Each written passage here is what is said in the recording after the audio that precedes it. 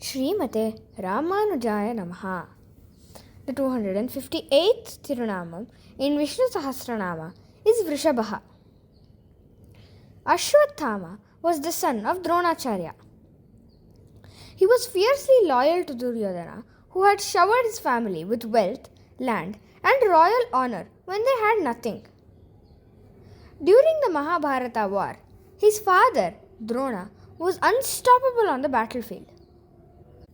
To defeat him, the Pandavas resorted to a strategy. Yudhishthira announced, "Ashwathama is dead," referring to an elephant by that name. Hearing that his beloved son had died, Drona dropped his weapons in grief and sat in meditation.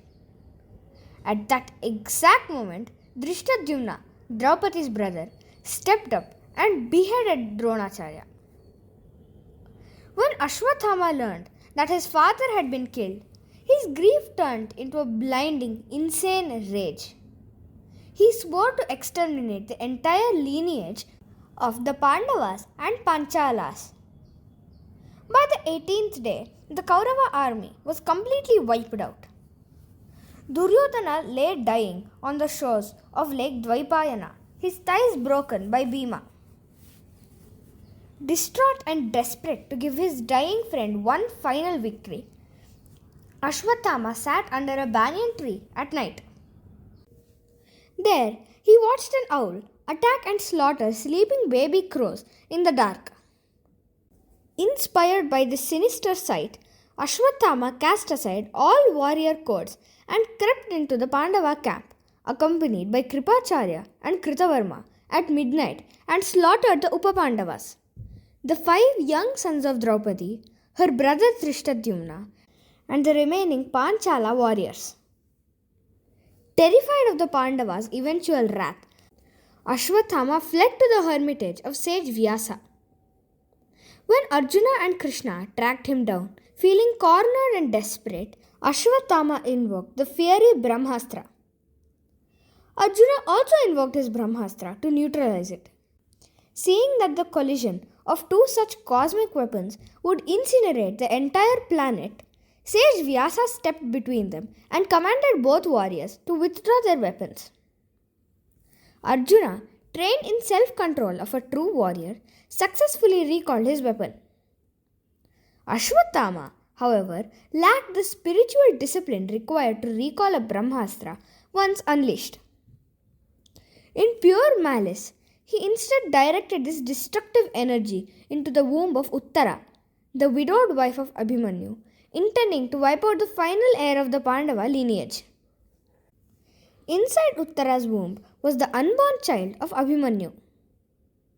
In our worldly existence, every soul or Jivatma experiences 3 kinds of suffering. Adhyatmika, the pain born within our own body and mind, such as illness, grief, and mental anxiety. Adibhautika, the suffering inflicted upon us by external living beings such as enemies, wild creatures, or hostile environments. Adidaivika, the distress caused by unseen cosmic or environmental forces such as floods, droughts, heat, and sudden disasters. The Pandavas were experiencing scorching heat of all 3 sufferings at once in full force.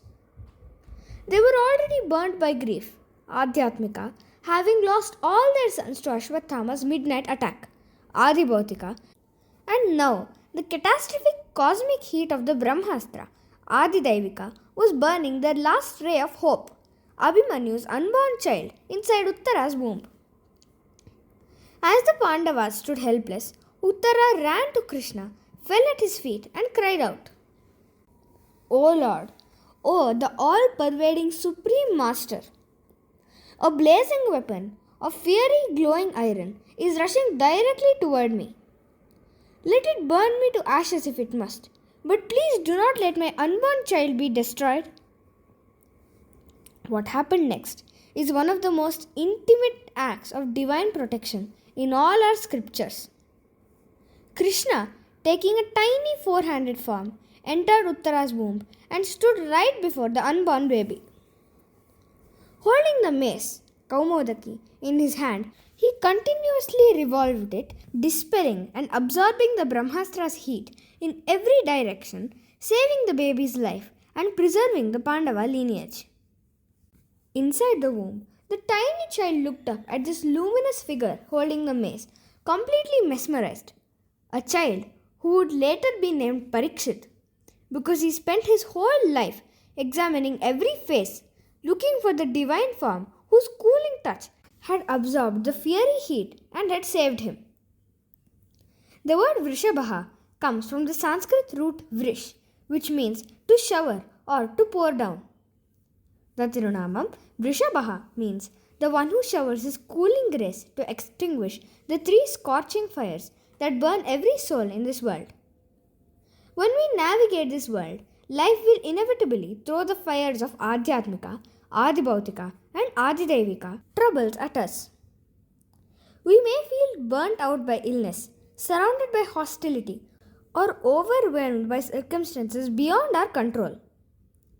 But the moment we turn to Perumal with total surrender, just as Uttara did, he manifests as Vrushabhaha. He descends into our hearts, absorbs the burning heat of our sorrows, and showers us with his cool, comforting grace. If we chant Vrushabhaya Namaha every day, Perumal will stand as a protective shield around us, cooling all our anxieties and pouring down his eternal mercy upon our lives. Srimate Ramanujaya Namaha.